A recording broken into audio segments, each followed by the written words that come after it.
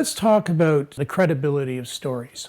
What we're talking about here is memory versus logic. What we find is deceptive statements or stories that people will tell you very often are very brief. They're linear in development, so they will tell you the story chronologically, and they don't deviate from that. The sentences are brief, the information is sparse, and if you ask them to repeat it, they will parrot almost the identical words.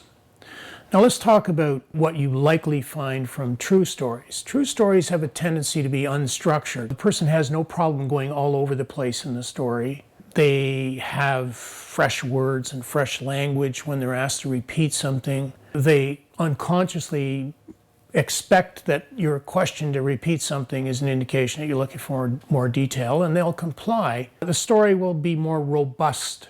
It will have a lot more detail. It will have a lot more extraneous and peripheral information that they have no problem sharing with you.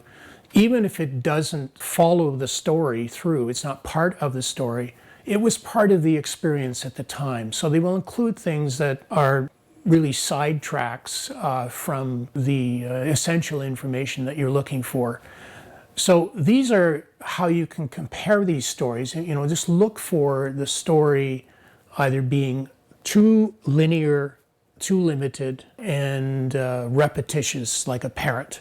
If it's like that, then you need to red flag the story. If they have no problem with giving you more detail and they're all over the map, they're more likely telling you a true story. So that's the difference between logic and memory.